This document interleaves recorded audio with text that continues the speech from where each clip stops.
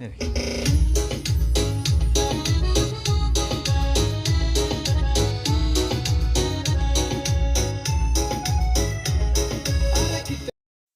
दोस्तों, कैसे हैं आप सब। आप सभी का स्वागत है आपके अपने YouTube चैनल पर। और आज की हमारी कहानी शुरू करने से पहले जो भी चैनल पर पहली बार आए हैं या जिसने भी अभी तक चैनल को सब्सक्राइब नहीं किया है तो जल्दी से जाकर चैनल को सब्सक्राइब करें और घंटी का बटन दबाकर ऑल का आइकन जरूर प्रेस कर लें ताकि हमारी कहानियों की नोटिफिकेशन आप तक सबसे पहले पहुंचती रहे और आप हमारी कहानियों का आनंद उठाते रहें। तो दोस्तों, अगर आपको हमारी कहानियाँ अच्छी लगती हैं तो लाइक, शेयर और कमेंट्स करना ना भूलें ताकि हमारा भी हौसला बढ़ता रहे और हम आपके लिए नई नई कहानियाँ लेकर आते रहें। तो चलिए शुरू करते हैं आज की एक और बेहतरीन कहानी। नेहा और संजीव की शादी को अभी 2 दिन ही हुए थे। मेहमान अपने अपने घरों को लौट चुके थे। वहीं नवविवाहित जोड़ा हनीमून पर जाने की तैयारी कर रहा था। उन्हें अगले दिन मसूरी के लिए निकलना था, लेकिन उसी शाम नेहा की जेठानी सपना ने अपने पति राजीव के साथ जबरदस्त झगड़ा किया।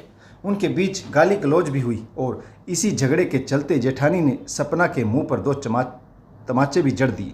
मामला बहुत ज़्यादा बढ़ गया। वहीं जेठानी से पिटने के बाद भी जेठानी एक ही बात दोहरा रही थी, तुम उस कविता के साथ अपने संबंध फौरन तोड़ लो, नहीं तो मैं अपनी जान दे दूंगी या तुम्हारा खून कर दूंगी। सपना की इस धमकी को घर के सभी सदस्यों ने बार बार सुना। नेहा को इस घर में दुल्हन बनकर आए अभी 2 दिन ही हुए थे। ऐसे हंगामों से घबरा कर वह कांपने लगी। उसके पति संजीव और सास ससुर ने राजीव और सपना का झगड़ा खत्म कराने का बहुत प्रयास किया, पर वे असफल रहे। नेहा की जेठानी चीख चीख कर कह रही थी, मुझे इस गलत इंसान के साथ बांधने के तुम सभी दोषी हो।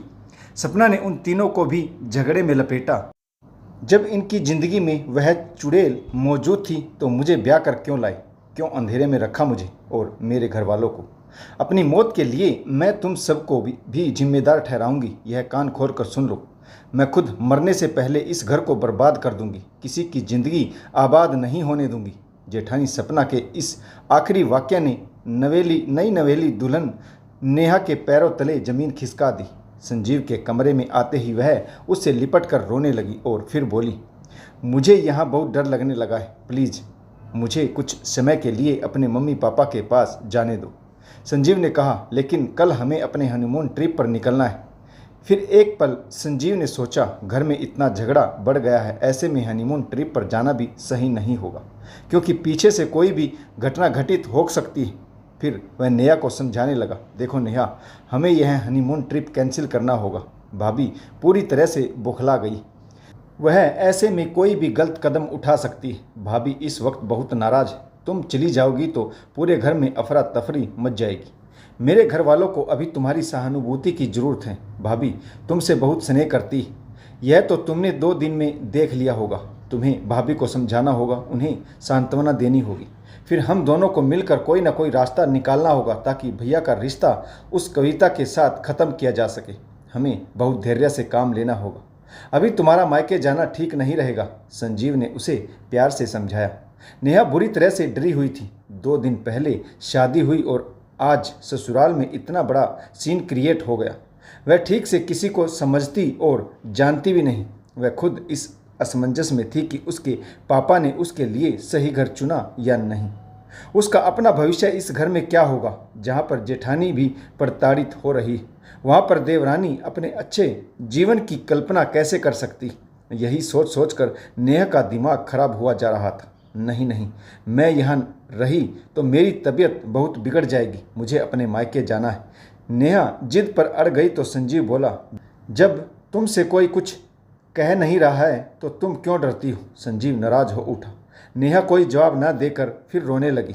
उसके रोते बिलखते चेहरे को देखकर संजीव परेशान हो गया। हार कर वह कुछ दिनों के लिए नेहा को मायके छोड़ आने को राजी हो गया। उसी रात जेठानी सपना ने अपने ससुर की नींद की गोलियां खाकर आत्महत्या करने की कोशिश की। उसे ऐसा करते राजीव ने देख लिया। उसने फौरन नमक पानी का घोल पिलाकर सपना को उल्टियां कराई। उसकी जान का खतरा तो टल गया, पर घर के सभी सदस्यों के चेहरे पर हवाइयाँ उड़ने लगी। डरी सहमी नेहा ने तो संजीव के साथ मायके जाने का इंतजार भी नहीं किया।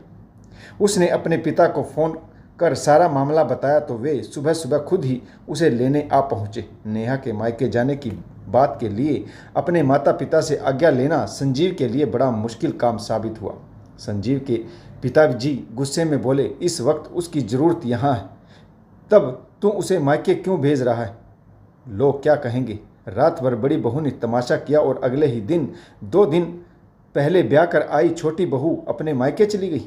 संजीव ने अपने पिता से कहा, मैं उसे 2-3 दिन में वापस ले आऊँगा, अभी उसे जाने दीजिए।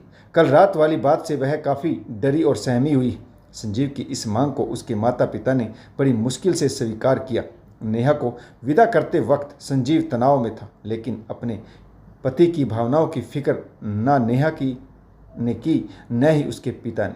नेहा के पिता तो गुस्से में थे। किसी से भी ठीक तरह से बोले बिना वे अपनी बेटी को वापस लेकर चले गए।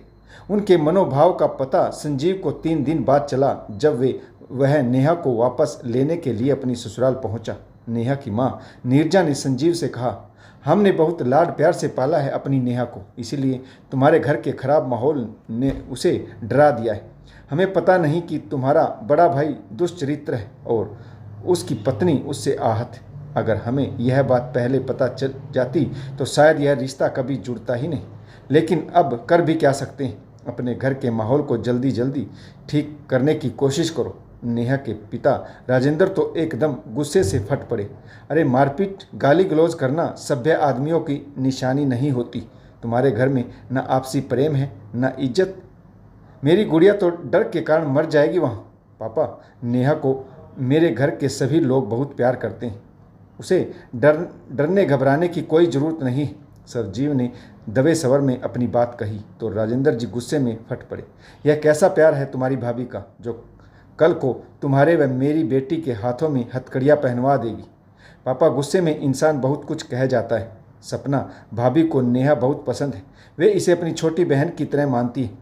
मेरे माता पिता के लिए अनेक मन में कोई दुर्भावना नहीं।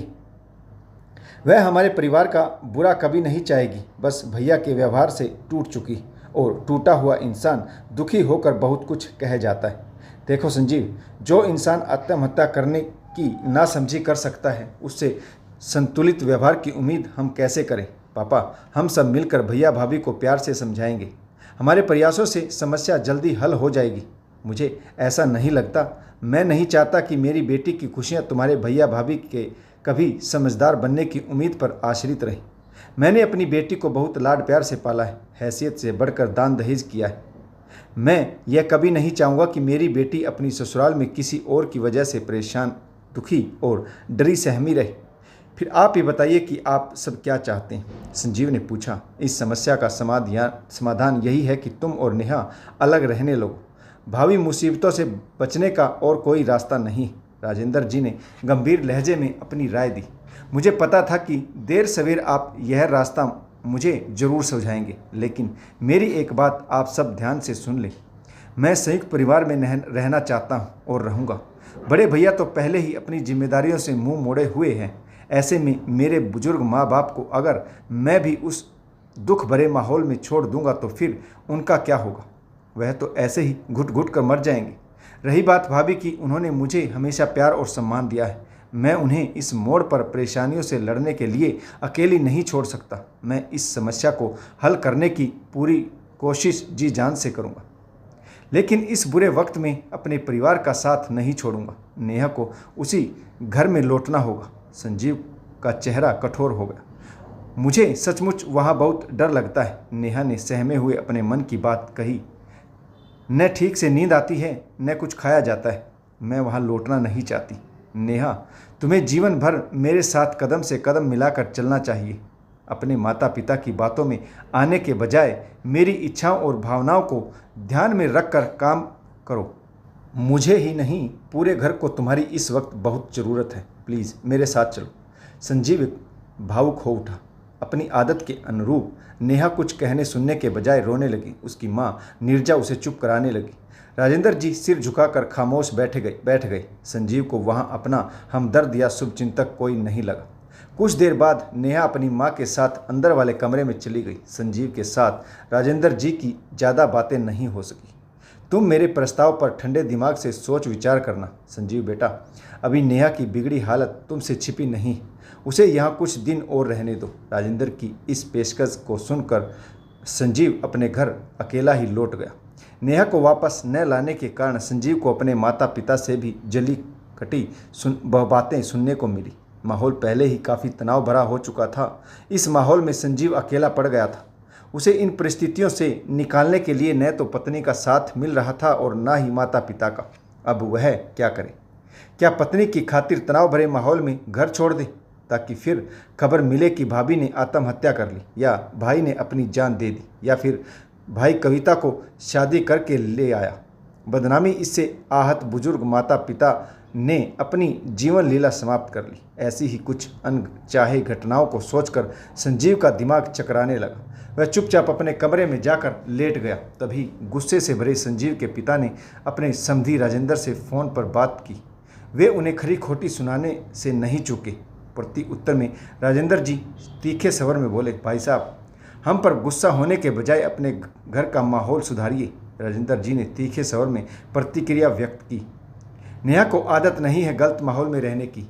हमने कभी सोचा भी न था कि वह ससुराल में इतनी ज़्यादा डरी सहमी और दुखी रहेगी। संजीव के पिताजी ने उन्हें समझाया। राजेंद्र जी, समस्याएं हर घर में आती जाती रहती हैं। मेरी समझ से आप नेहा को हमारे इस कठिनाई के समय में अपने घर पर रख कर भारी भूल कर रहे हैं। राजेंद्र जी ने उत्तर दिया, इस वक्त उसे यहाँ रखना हमारी मजबूरी है भाई साहब। जब आपके घर की समस्याएं सुलझ जाएगी तो मैं खुद उसे छोड़ने जाऊंगा। संजीव के पिताजी ने भी तीखी प्रतिक्रिया दी। देखिए, लड़की के माता पिता उसके ससुराल के मामलों में अपनी टांग अड़ाएं, मैं इसे गलत मानता हूँ। राजेंद्र जी ने अपनी मजबूरी जाहिर करते हुए कहा, भाई साहब, बेटी के सुख दुख को नज़रअंदाज करना भी उसके माता पिता के लिए संभव नहीं होता। और फिर संजीव के पिता ने झटके से फ़ोन काट दिया।